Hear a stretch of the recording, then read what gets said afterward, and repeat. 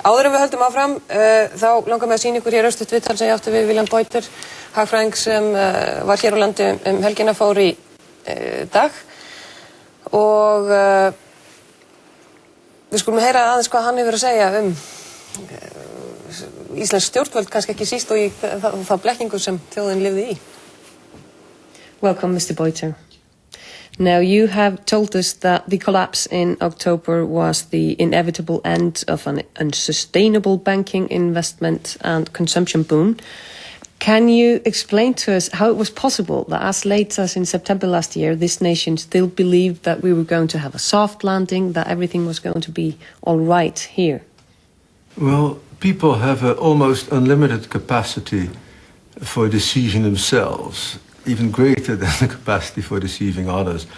And when you've been on what you consider to be a winning streak, when every bet you made appears to have paid off, then the notion that all this wealth that you, your family, your friends have been accumulating over these last 10 years could just be the manifestation of a gigantic bubble is just not conceivable. People are in denial because they cannot face the horror of the potential reality that this could all be a house of cards. Now, does this go for everyone? I mean, the authorities and the directors of the banks as well. Last summer, Copenhagen was trying to get some money from Qatar to buy 20% of their shares and believe even that this would have saved the bank. No, that would simply have prolonged the agony if it had been successful. And if it had been successful, it would probably have led to a further building up of the size, the excessive size of the bank's balance sheet. So the eventual crash would have been even bigger. No, the banking system was too large to be sustained by the Icelandic Monetary Authority and underneath that by the fiscal capacity of the Icelandic state. This was a completely out of control banking system that had to contract. It could have contracted in an orderly fashion maybe 2 or 3 years ago, but once we got to 2007, certainly mid of 2008, only a violent implosion was going to end the boom.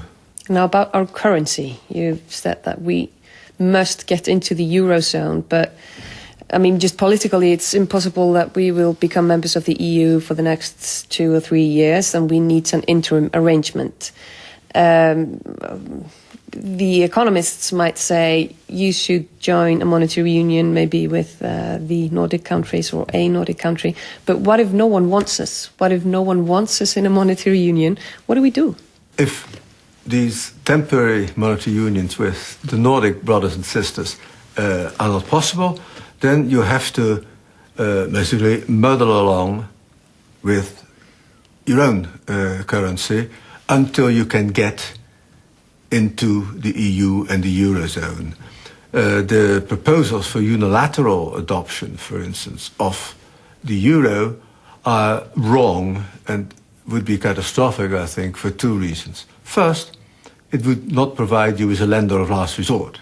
The Central Bank of Iceland can't print euros, so it would not help dealing with liquidity problems of the banking system. More importantly, it would violate the membership rules for economic and monetary union, and so would prevent the country from ever adopting the euro officially as a full member of the Eurozone and have the benefit of access to the lender of last resort facilities of the ECB and the euro system. So if you don't want to get into the EU, by all means, unilaterally euroize. If you want to get into the EU and into the Eurozone, do everything except the unilateral euroization. But if we just look around and say that we're not going to adapt another currency for a while, we're going to see what happens with the EU, it means that we're probably then going to have currency restrictions for quite a long time. Yes. If you do not get a credible currency from outside, then you'll have to muddle on with your own currency, the krona, and that will require continued capital restrictions, capital account restrictions, and indeed foreign exchange restrictions. Sorry. And yes, that will be the price that will have to be paid, although the very announcement that you are actively seeking EU and Eurozone membership might enhance your credibility and might make the markets less willing and eager to test the authorities in the foreign exchange markets. Now, you said that the crisis is going to worsen internationally and that governments should nationalize troubled banks faster and earlier. What will the international economy look like in a couple of years? Well, I think most of the big border-crossing banks in what I call the North Atlantic region, Western Europe and North America, will be effectively in public ownership. In the United States, they're likely to call it something else, but these entities will no longer be operating as private business in any meaningful sense of the word, because they will be guaranteed, partly owned, repeatedly recapitalized by the government. So we're going to have a strange and undoubtedly rather inefficient, but there's nothing else on offer, form of 60-70% socialization of finance in the North Atlantic region. An extraordinary situation.